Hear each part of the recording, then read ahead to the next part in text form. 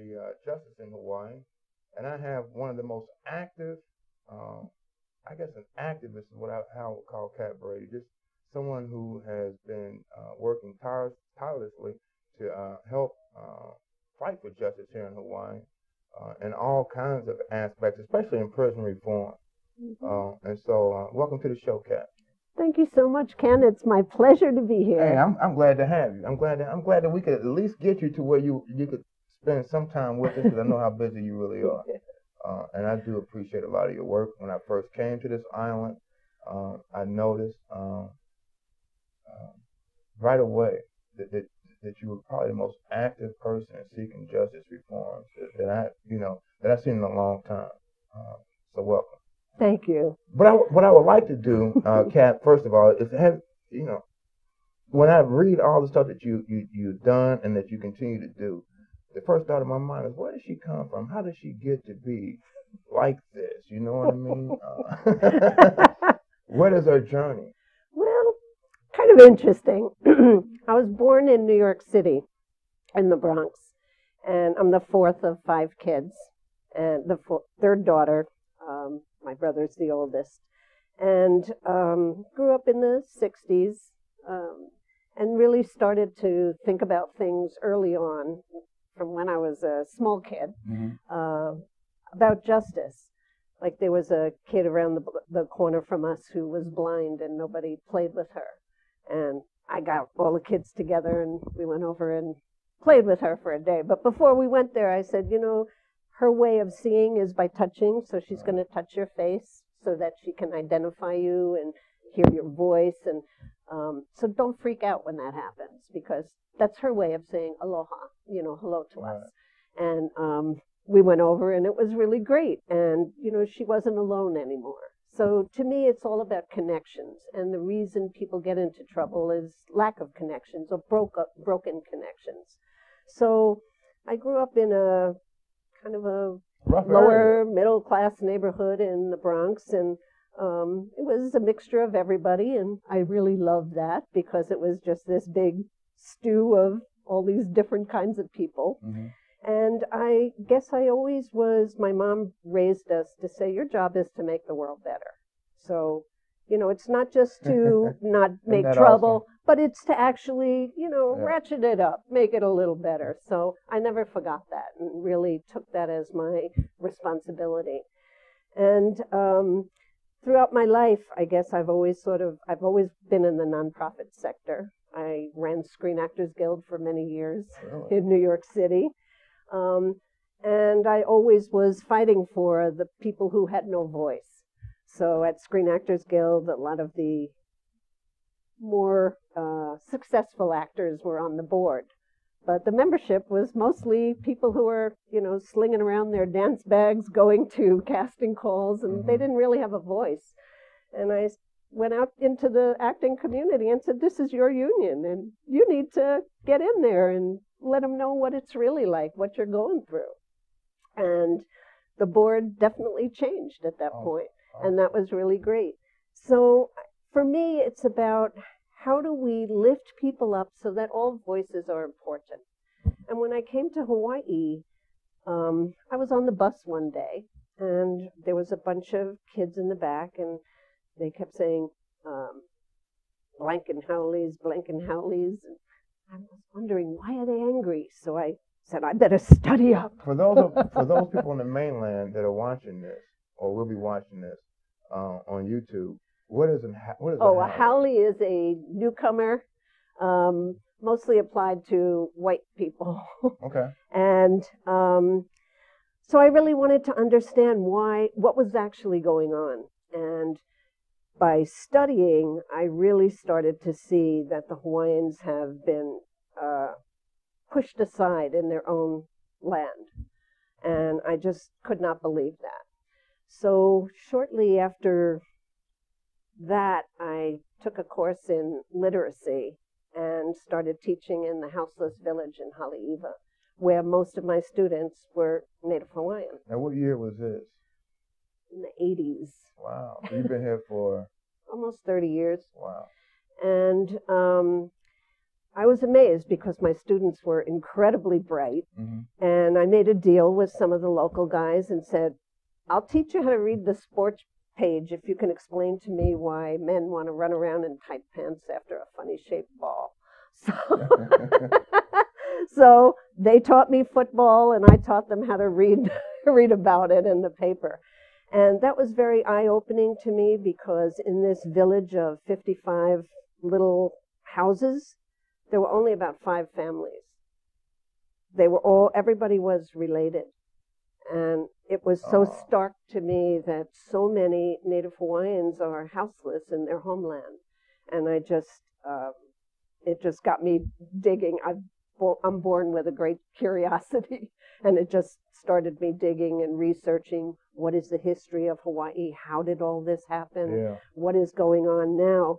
And then fast forward, I started working on environmental issues on the North Shore, and then just the thing about prisons, I couldn't turn away because, well, my last several years at Screen Actors Guild, I worked with an actor named Edward Binns, and we were working to start a drug and alcohol program for actors.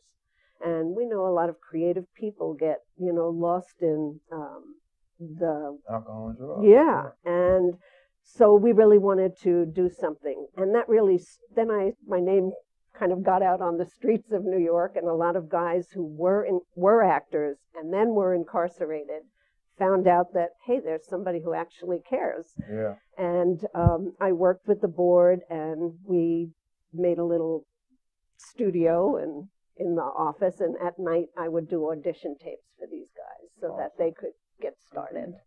And that really got me thinking about justice, although justice has always been something in my life that I could never understand. We're all equal. I don't understand why we slice and dice things, and I still don't understand that.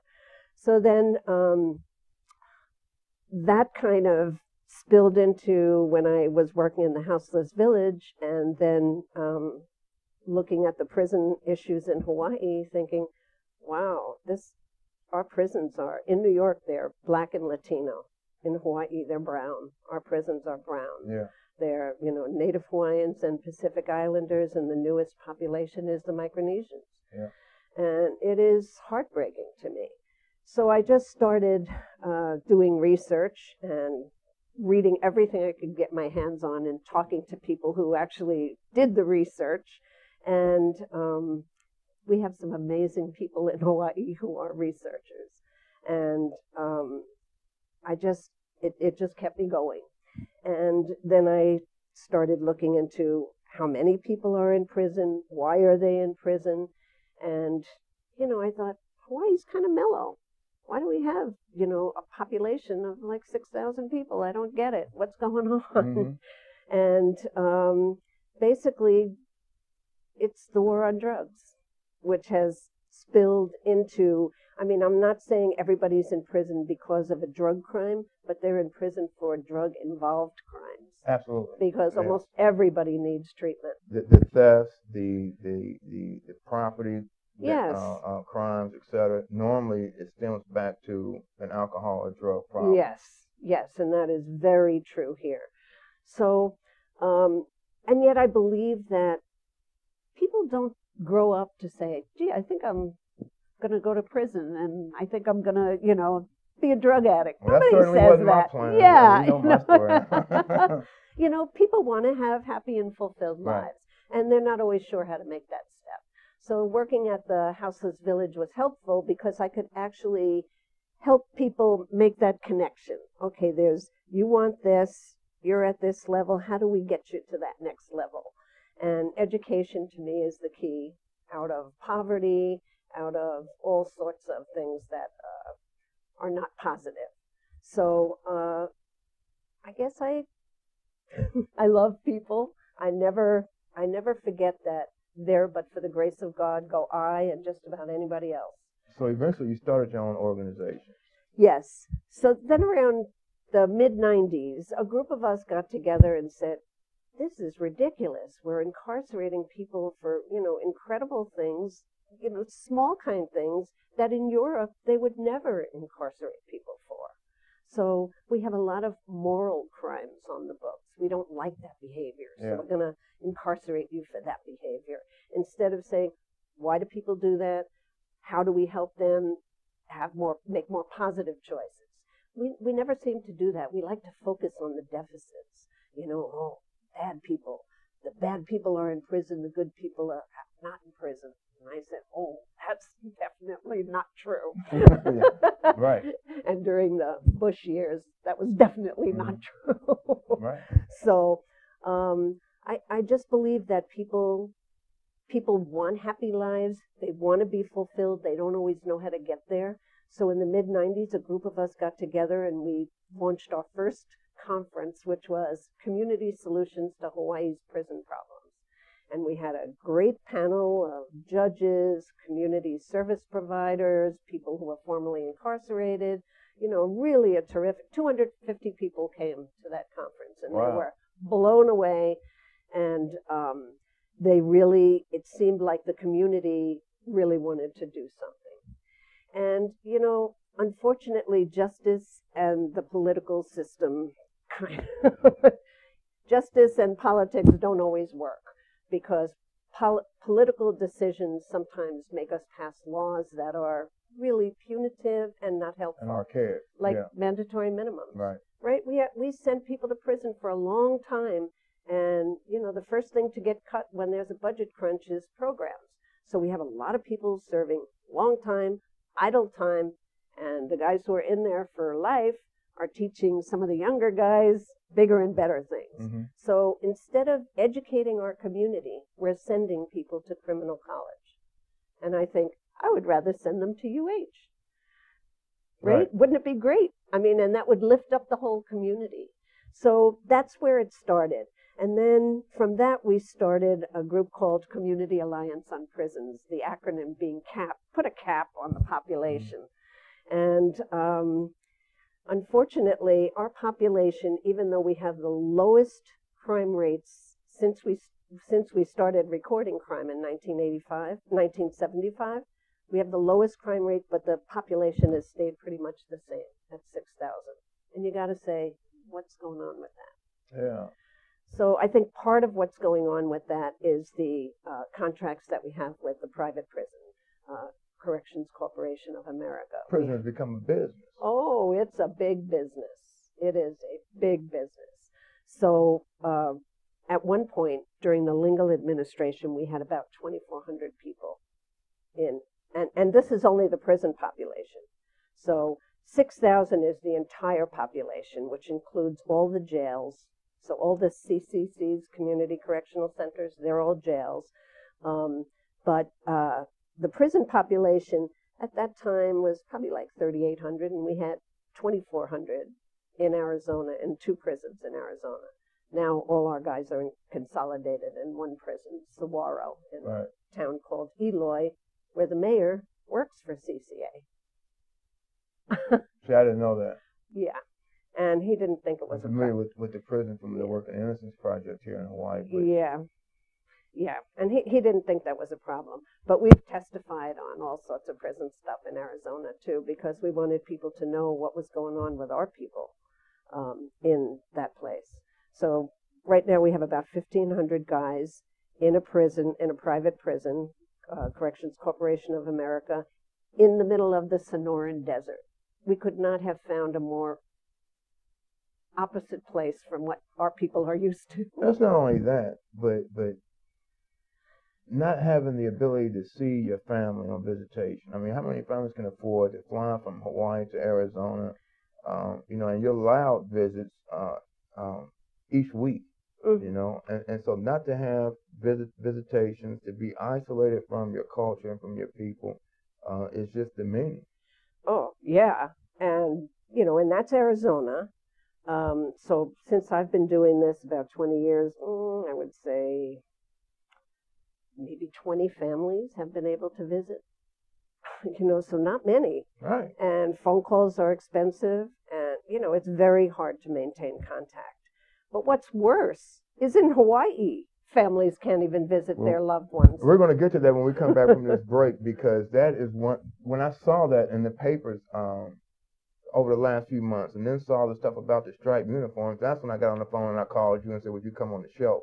So when we come back, we're going to start talking about, what's going on here in Hawaii. Why is it that our inmates are treated less than human, and what possible solution can we offer, at least talk about, so that this can change? We'll see you in a minute. Hi, I'm Donna Blanchard. I'm the host of Center Stage here on the ThinkTech digital series. The show is every Wednesday from 2 o'clock to 3 o'clock, and I want you to watch this show because I think that when we talk with artists on the show about what they do, how they do it, and most importantly, why they do it, I believe that it resonates within each of us, and we find something inside of ourselves that brings us closer to all of humanity. That's what arts are there to do, and that's what I'm here to do on this show. That's Center Stage. It's on every Wednesday from 2 to 3 o'clock. I hope to see you there. All right, welcome back to Life in the Law. Again, I'm your host, Kenneth Lawson, and I'm with Kat Brady today, and we're talking about justice reform here in Hawaii, the prison system. And as right before the break, I was telling you, Kat, that I called you when I saw over the last several months, inmate visits being canceled out of OCCC, which is the jail here, and then the striped uniforms. And just for full disclosure, I practiced law for 18 years. I did criminal defense work. Then I hurt my shoulder lifting weights, and I became addicted to painkillers. And over a period of years, my addiction became so bad that I started getting prescriptions illegally. I was charged federally, and I was sent to federal prison. And so I've been in prison, and now I'm teaching law at UH, as you know.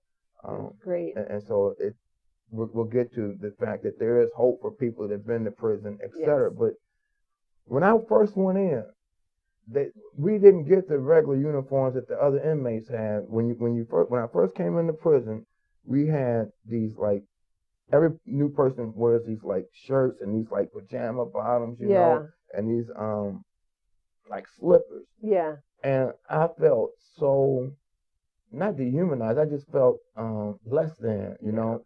And so when I got my prison uniform, I felt better. Yes. In fact, I learned how to iron my clothes in prison. I did, so guys, we cared about how we looked. Yes. Once we started getting some hope and changing our lives. Here in Hawaii, what's going on with the uniform? Wow.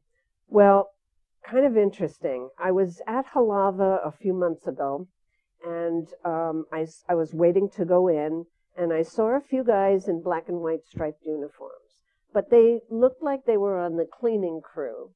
And I thought, oh, that must be their cleaning uniform. So I didn't say anything, and the person that I was visiting had on a green uniform, green, right. Dark green. So I didn't really think anything of it. Fast forward a couple of months later, I'm at the women's prison, and I see women in dark green uniforms that have HCF on the leg, Hawaii Halava Correctional Facility. And I was like, what's that? Oh, they're changing the uniforms at Halava, so they sent the uniforms over here. And I said, wow. Yeah. So I asked around, and somebody said, yeah, I think they're in stripes. And I was like, what?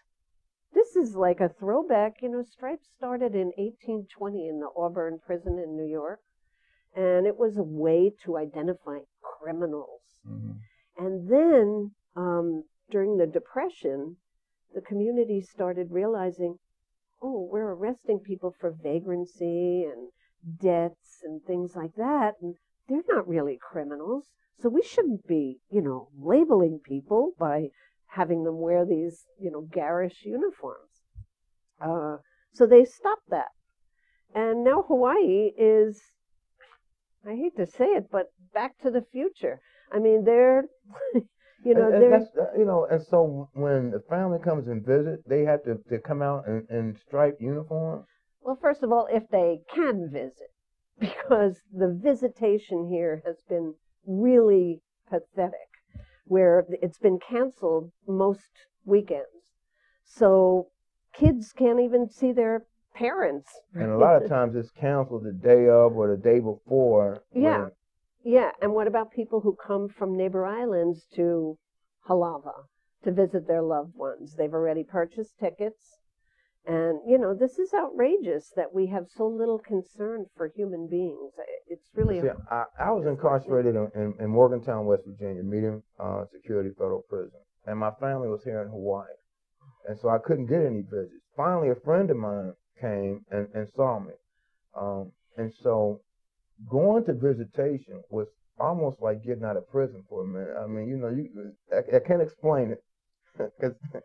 But going to visitation, and so the attitude after visitation, going back into the prison yard, was so much better. I just felt better, Yes. But going into that visitation, you wanted to look your best. Yes. You know what I mean? Even if you're in a prison uniform, I didn't want, so in fact, we had to go up there with a shirt and our pants on, we couldn't go in a t-shirt or anything like that. Yeah. And for our system here in the state of Hawaii to say, one, well, there are two separate issues: the uniforms and then the visitation. Are two important issues that go to self-esteem and to a person's hope. Yeah. I mean, hope is a powerful thing when you're locked up, right? Yes, even when you're not. Yeah. But especially when you are. Yeah. And I think what's really incredible in Hawaii is now we don't even have contact visits at Halava. They built these kiosks, so families can't even touch. How come there's been no lawsuit filed by the legal aid or the ACL? Actually, the ACLU. Yeah. I don't know. I mean, because there are constitutional protections to visitation. There's certain, the Bill of Prisoners have rights, right? And a lot of people are kind of callous. Yes. They've committed crimes, so that's what I wanted to ask you real quick.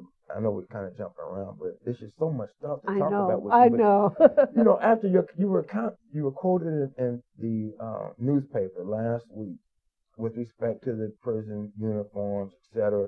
And then I was looking at some of the comments afterwards, and some of the comments were like, well, these are inmates, they commit their crime, they should have to wear these stripes, and why should people care?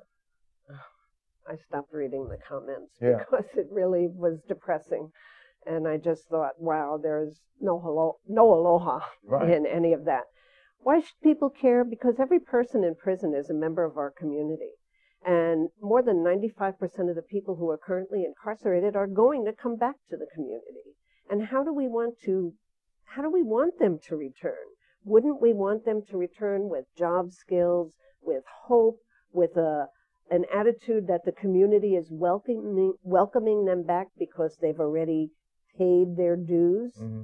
But, it's interesting. For me, the Western system of justice and the indigenous system of justice, so different. Tell me how. Well, the indigenous system of justice, you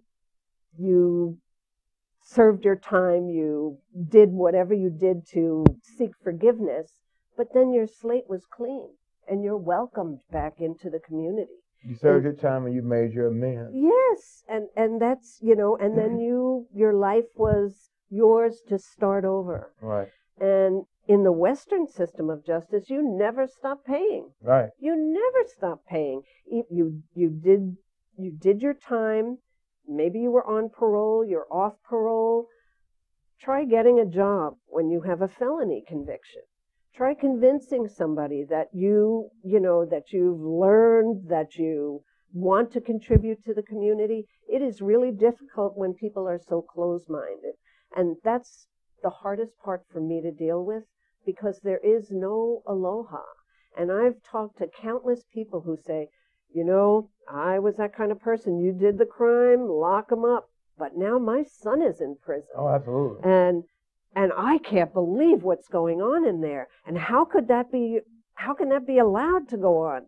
And I said, well, that first statement you made to me, that gives the state license. Because you're telling the state, I don't really care about these people. So multiply your voice by many others that I'm sure people who say the same thing. And they're talking now about your son. Mm-hmm. And how does that feel? Yeah. And so many people have said to me, I never thought about that.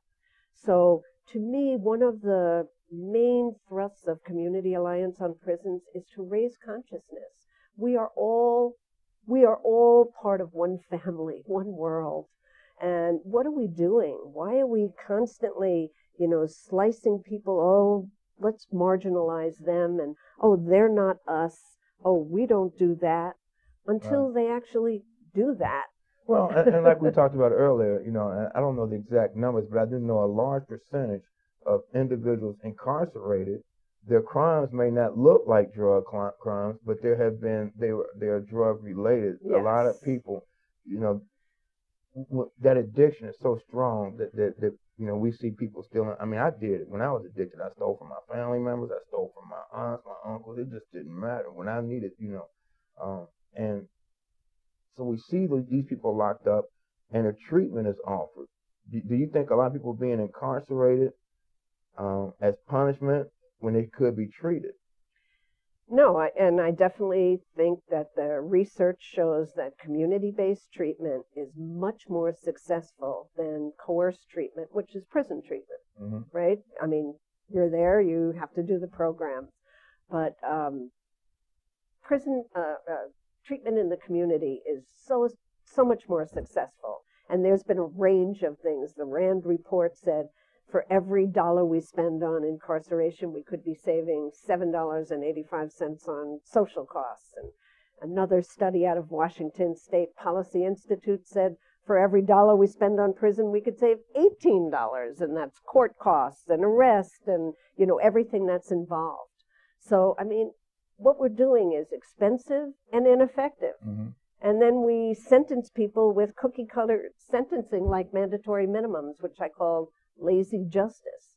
I mean, you don't have to decide the case because, the legislature's already decided. You do this, that's the time you serve. Right. That's crazy. Right. So you're sitting there with people who are serving an astronomical amount of time for crimes that aren't that great.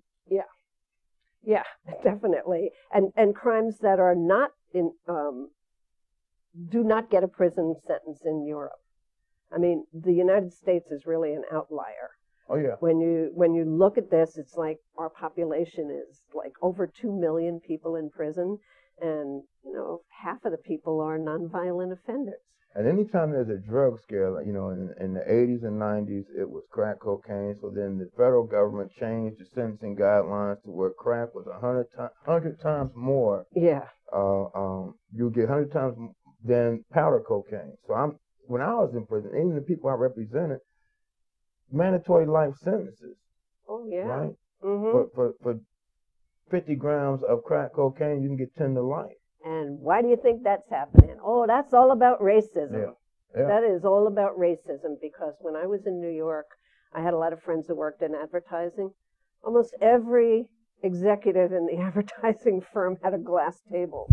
And we all knew what that was for. They was cutting up their product, whatever, for working long hours. And crack was an inner city drug. And it was cheaper and, and we all know the Ollie North story and how,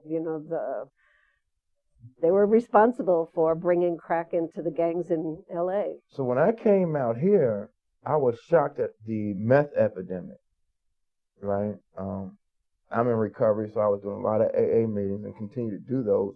But there was more meth addicts recovering addicts in the AA meetings than there was. Well, that was the drug of choice. But is that what led to disparity? I guess. I think there was a lot of disparity before that too. But I think when we start doing the hierarchy of drugs and we start making laws specific to a drug, like there are specific laws for crack and for crystal meth. Mm-hmm. Yeah. So I mean, once we start doing that, instead of saying, "Wait a minute, this person has a health problem. Right. How can we help that problem? How can we help him recover and then start life over?" Yeah, because the active addict, really, I mean, at one point in my addiction, it was just really about what do you got. It wasn't really, what was your drug of choice. It's like, what do you got? That's my drug of choice. And so to say that we're going to basically punish you more if your addiction is meth. Yeah. Misses the whole point. It's an illness. It's a disease. Yeah. And it's hard to explain it to people because they think it's a moral choice that somehow you chose. Like you said earlier, you know, people just woke up. Like I woke up one day and said, I'm going to give up my law license, go off to prison because I want to be a drug addict. Yeah. My body chemistry reacts different to alcohol and drugs than a non-alcoholic. Right. And it's just hard to explain that to people. Yeah. Well, because it's easy to demonize, and I think the press has been a big part of the problem. Because during the, and I hate to call it crack thing or the ice epidemic, because to me that was a construct of the media. That, you know, this is just, horrible, terrible. And, you know, to me it's like, no, there's a deep social problem here that people don't want to be present. Why? And why aren't we dealing with that? Yeah. Why aren't we saying, why don't we want people to succeed? To me, I want everybody to succeed. And, you know, when I worked in the houseless village, all my students got their GEDs. They've all moved out of the village. And, you know, I went to the administration. I said, I've got really smart people, and they want jobs. Right. And they were like, we don't do that. And I said, well, I do. And I went and I called everybody I knew, and I got people jobs. Everybody can do that. And see, we're going to get to the solution when we come back from this break. Again, we're here with Kat Brady. We're talking about justice reform in Hawaii, especially in the prison system here. And we'll talk more about solutions to that problem when we get back from this break. Aloha, welcome to ThinkTech Hawaii. My name is Josh Green. I'm the host of a program called Healthcare in Hawaii. I'm a physician. I work in the emergency department on the Big Island. I also serve in the state senate, which, please don't hold that against me, doesn't detract from my television program. We speak about all the big healthcare issues in the state. We get together on Tuesdays from 2 o'clock till 3 o'clock in the afternoon, and we try to talk about the most important issues in healthcare. This is a terrific venue for people to learn about healthcare. There are many programs on this station. We broadcast it later, not just on the internet, but also on OC16. Thanks for joining us. Please be informed healthcare consumers.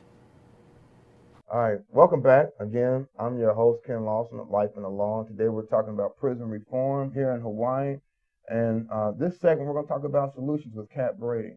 You know, Kat, when I came out of prison, right, they flew me from Morgantown, West Virginia, and I landed here in Hawaii, and they sent me to this place called T.J. Mahoney Halfway House in Kalihi, right? Uh-huh.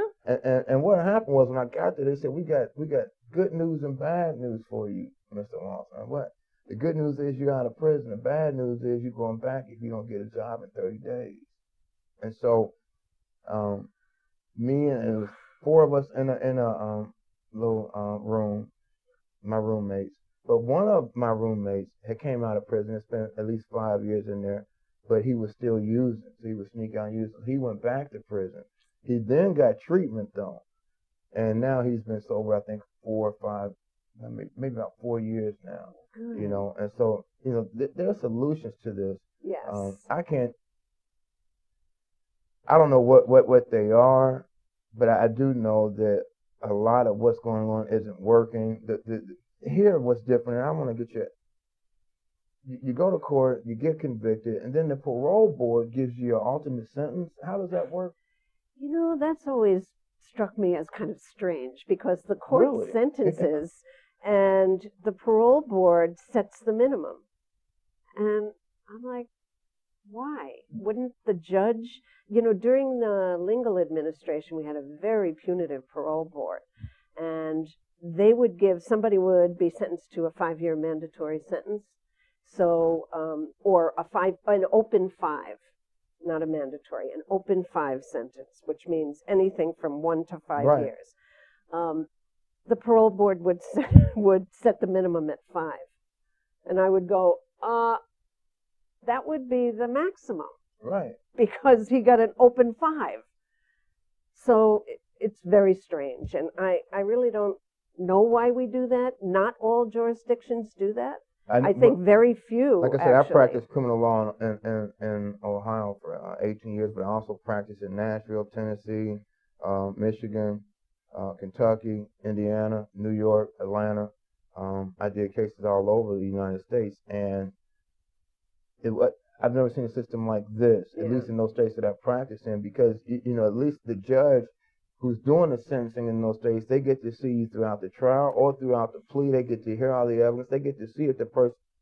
And so if you get 3 to 5 years or open 5, the judge will give you 2 years. Then you go to the parole board, and if you haven't acted up while you were in there, you would, you know, if not, they would what they call flop you. They give you 2 more years, something like that. New York has a very similar system to what we had in Ohio. So, yeah, that's always kind of I think that's got to be scary. How do I, you know, as a lawyer, how do I tell a client you should take a plea? Because I don't know what the parole board is going to give you. Yeah, that's really difficult. And, you know, I've talked to the parole board about that, and I asked them, what is that? Why do you do that? And they said, because that's the way it is. And I said, do you like that? And they all said, no, because it takes a lot of time, right? They have all these parole hearings. Yeah. Some days they have like 25 parole hearings, and if you could imagine what that's like. So to set the minimum, I mean, that just increases their workload, and to me it diminishes the quality of justice, because only the court really knows the circumstances of a crime, right? Every crime has its own set of circumstances. Every actor has their own history. Only the court knows that. Yeah. So that's one of the main reasons I'm against mandatory minimums. It's because the prosecutor has all the power and no transparency. Right. It all happens behind closed doors, where at least in court it's an open session, right? And you can read the transcripts. But, you know, who knows what goes on in the prosecutor's office? So these guys really have the power of people's lives in their hands. And I fear that they don't really act with aloha. What are some of the solutions to dispel some of the disparity, the racial disparity in our prison system? Does it start with the arrest? Yes. And I think, you know, we have to face the fact that there is bias-based policing. Even though, you know, at a bill at the legislature a few years ago, the police came in, we don't do that, that's not what we do. And I went next and I said, then I'm kind of wondering why, when you started doing that big campaign for tags on licenses, the first place you went was Waianae, and in one morning you issued 500 tickets. That seems to me like bias-based policing. Why didn't you do it in Kahala? And they were like, oh, no, we went to other communities. I said, yes, then you went to Kalihi. So, you know, this is one of the problems, that there's a denial. And the denial is real, because the OHA came out with a report in 2010, the disparate treatment of Native Hawaiians in the criminal justice system. People said, oh, no, that couldn't be. And it's like, you know, anybody who goes into our prisons knows that our prisons are brown. And the women incarcerated. Oh, yeah, huge. Tell me about that. Well, I think Oklahoma might have eclipsed us, but Hawaii used to have the fastest rising female prison population in the nation. I think Oklahoma has eclipsed us recently, but we still have a rising. Why are we incarcerating so many women? Drugs. I think most of it is drugs or drug-involved crimes. And that's been a huge problem.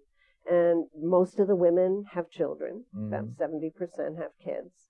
And we know the kids are 6 to 7 times more likely to end up incarcerated themselves when their parents are incarcerated. And it's interesting, if a mom has a boy and a girl, it's usually the girl that follows mom into prison. And we've had many mothers and daughters serving time together in Kailua, just as we have dads and sons serving in our prisons. So are there solutions? Yes, there are plenty. And one of the things that Community Alliance on Prisons did is we were studying this process called justice reinvestment. And for years I had been calling it, let's repurpose the money of the justice system. Right. Because there's lots of money. The budget is about $250 million a year. And, you know, and that's just for public safety. So, you know, counting the judiciary and law enforcement, it's huge. And I thought, wow, you know, there's so much that we could do. So justice reinvestment is this way that looks at the whole system from arrest through reentry and tries to figure out how you can actually trim the prison population and build people rather than facilities. I like the Hope program that Judge Alm started. You know, I see a lot. Like I said, I'm active in recovery here on the island, so I see a lot of guys and women who went through that program and who have been successful and remained sober without going to prison. Yes.